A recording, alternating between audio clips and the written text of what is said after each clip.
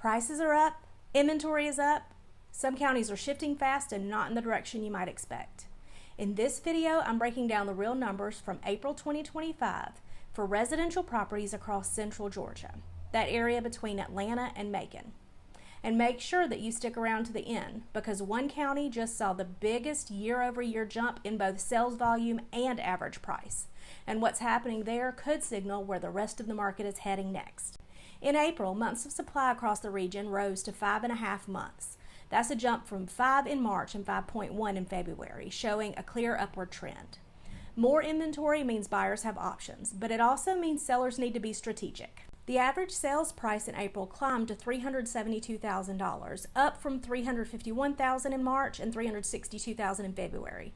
That's a 5.9% increase month over month and about 1.6% higher than this time last year. Prices are trending up, but not everywhere. We'll dig into those shifts in the county breakdown later. In April, homes sold for an average of 95.2% of their original list price. That's a 0.1% drop from March and a 0.4% drop year over year. So buyers are negotiating a little more and sellers need to price accurately or expect pushback. The average time to sell a home in April was 69 days. That's up slightly from March's 66 days and over 56% higher than last April's 44-day average. This stat is the clearest sign. Buyers are taking their time and the market is moving slower than usual. In April, interest rates held steady again. 30-year fixed was 6.5% to 6.9%. 15-year fixed was 6.1 to 6.3. Now that comes from Fannie Mae's weekly survey in NerdWallet. If you're thinking about buying, here's a strategy to consider. Instead of asking the seller to drop the price, ask for higher contributions towards buying your rate down. Just be sure to work closely with your lender so that you stay within the contribution limits of your loan type. Here's what I'm seeing on the ground in April. The buyer's sweet spot remains between $250,000 to $350,000. Even small overpricing is killing showings. Move-in ready homes priced right are still winning. Seller concessions average around 2.6 to 2.9%. Expired listings rising in the $300,000 to $500,000 range, and withdrawn listings are up again.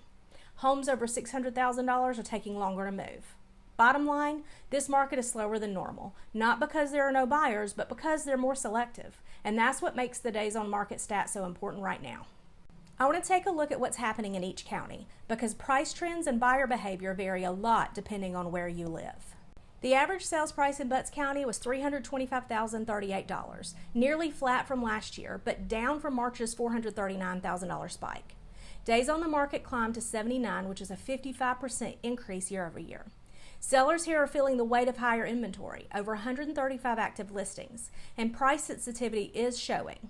If you're selling in Butts, pricing and patience are both non-negotiable. In Lamar County, the average price was $314,988. That's up 18.9% year over year and a steady climb from earlier this year. Homes are selling in just 42 days. That's down from 61 in January. That signals a solid demand. This market is moving well in the mid $200,000 to low $300,000 range. It's a healthy pace and buyers are acting when homes are priced right. In Henry County, the average sales price came in at about $361,918. That's almost 4% lower from last year and down a little bit from March. Days on market ticked up to 41, but remained relatively fast. Inventory is up at over 1,200 listings, and with more options, buyers are negotiating harder.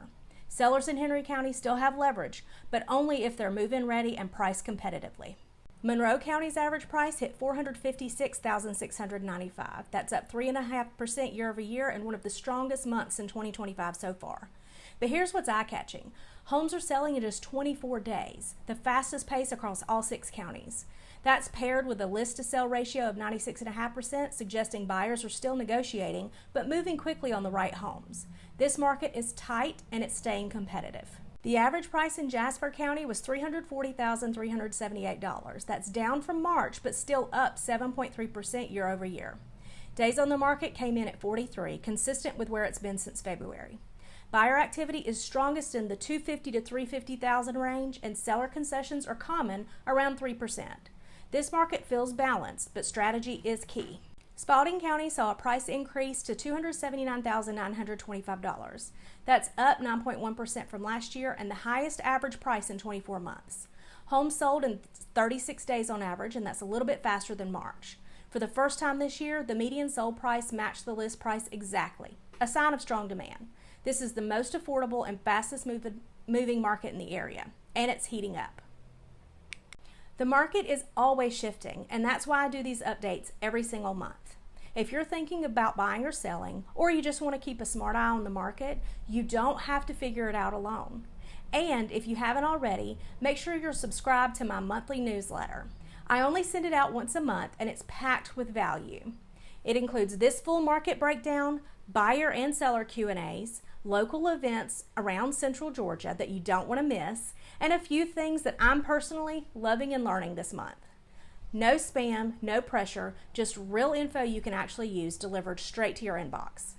The link to subscribe is in the description below. Let's make it make sense together.